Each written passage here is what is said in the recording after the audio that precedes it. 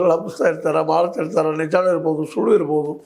ಆದರೆ ಇದು ಎಷ್ಟು ಮಟ್ಟಿಗೆ ಆಗ್ಬೋದು ಅನ್ನೋ ಸಹಿತ ಪ್ರಶ್ನೆ ಇವತ್ತು ಹೇಳ್ತಾ ಇದ್ದಾವೆ. ಅದೇನೋ ಆಗಲಿ, ಯಾರು ಗೆಲ್ತಾರೆ ಯಾರು ಸೋಲ್ತಾರೆ ಸೆಕೆಂಡರಿ. ಬಟ್ ದಾವಣಗೆರೆ ದಕ್ಷಿಣದಲ್ಲೇ ಕಾಂಗ್ರೆಸ್ ಗೆಲ್ಲಬೇಕು ಅನ್ನೋದು ಸಿದ್ದರಾಮಯ್ಯರ ಬೈಕೆ ಮತ್ತು ಡಿ ಕೆ ಶಿ ಅವ್ರ ಬೈಕಿನ ಹೋದು. ಜೊತೆಗೆ ಮಲ್ಲಿಕಾರ್ಜುನ ಅವ್ರಿಗೆ ಇದು ಸವಾಲ, ಗೆಲ್ಲಲೇಬೇಕಂತ ಅನಿವಾರ್ಯತೆ ಇವತ್ತು ಮಾಡಿದ.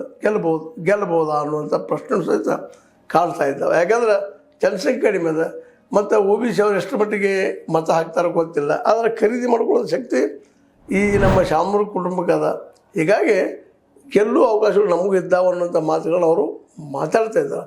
ಆದರೆ ಅಂದುಕೊಂಡಷ್ಟು ಸುಲಭವಾಗಿಲ್ಲ. ಈ ಒಂದು ಮಾತುಕತೆ ಕೇವಲ ಗಾಳಿ ಮಾತುಗಳು ಆಗ್ಬೋದೇನೋ ಅಂದರೂ ಸಹಿತ ಚುನಾವಣೆಯಲ್ಲಿ ಬೇಕಾದಾಗ್ಬೋದು. ಯಾಕಂದ್ರೆ ನಮ್ಮ ದೇಶದ ಚುನಾವಣೆ ಹೆಂಗಾಗಿದವಪ್ಪ ಅಂತಂದ್ರೆ ಧರ್ಮದ ನೆಲೆಗಟ್ಟಿನಲ್ಲೇ, ಜಾತಿ ನೆಲೆಗಟ್ಟಿನಲ್ಲೇ, ಹಣದ ನೆಲೆಗಟ್ಟಿನಲ್ಲೇ ಅವು ಒಡವಳದು ಹೋಗಿ ಏನೇನೋ ಡಿಸಿಷನ್ ಲಾಸ್ಟ್ ಮೂಮೆಂಟ್ ತೊಗೊಳ್ಳೋಂಥವು ಕಾಣೋದನ್ನು ನಡೆಯೋದನ್ನು ನಾವು ಕಾಣ್ತಾ ಇದ್ದೀವಿ. ಆ ದಿಶೆಯಲ್ಲೇ ಇಲ್ಲಿ ಲಿಂಗಾಯತರು ಒಂದಾಗ್ತಾರೆ ಅಥವಾ ಮುಸ್ಲಿಮ್ಸ್ ಒಂದಾಗ್ತಾರೆ. ಇವರಿಬ್ಬರು ಬಿಟ್ಟು ಮತ್ತು ಮೂರನೇದವ್ರು ಯಾರಾದ್ರೂ ಎದ್ದು ಬರ್ತಾರೆ ಅಂತ ವಿಚಾರ ಮಾಡಿದಾಗ ಮೂರನೇದವರು ಎದ್ದು ಬರೋಗಿಂತಲೂ ಹೆಚ್ಚು ಎಲ್ಲರೂ ಪ್ರೆಷರ್ ಯಾರ ಮೇಲೆ ಆಯ್ತಪ್ಪ ಅಂತಂದ್ರೆ ಮಲ್ಲಿಕಾರ್ಜುನವ್ರ ಮೇಲೆ ಮತ್ತು ಸಾದಿಕ್ ಅವ್ರ ಮೇಲೆ ಹೆಚ್ಚಿಗದ. ಅದಕ್ಕೆಲ್ಲ ಕೊಂಡಪೇಟೆ ಅವರು ಎಷ್ಟು ಮಟ್ಟಿಗೆ ಹೊರಗಿಂದ ಬಂದಂಥವ್ರು ಎಷ್ಟು ಮಟ್ಟಿಗೆ ಪ್ರಭಾವ ಆಗ್ತಾರೆ ಗೊತ್ತಿಲ್ಲ ಅಲ್ಲೇ.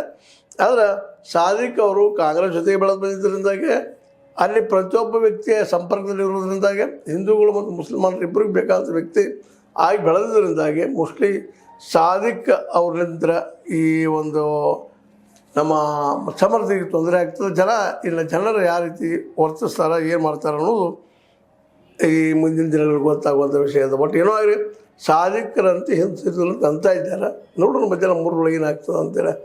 ಅದೇ ಡೆವಲಪ್ ಆಗ್ತದೆ. ನಿಮ್ಮ ಜೊತೆ ಮಾತಾಡಲಾಯ್ತು ಅಂತ ಹೇಳ್ತಾ ಒಟ್ಟಾರೆಯಾಗಿ ದಕ್ಷಿಣ ದಾವಣಗೆರೆ ನಮ್ಮ ಸಮರ್ಥ ಅವರಿಗೆ ಮಗ್ಗಲ ಮುಳ್ಳಾಗಿದ್ದು ಮಾತ್ರ ಸತ್ಯ ಅಂತ ಹೇಳಿದ್ರೆ ನಿಮಗೆ ಲೈಕ್ ಆಗಿರ್ಬೋದು. ಲೈಕ್ ಮಾಡಿ ಶೇರ್ ಮಾಡಿ ಕಾಮೆಂಟ್ ಮಾಡಿರಿ.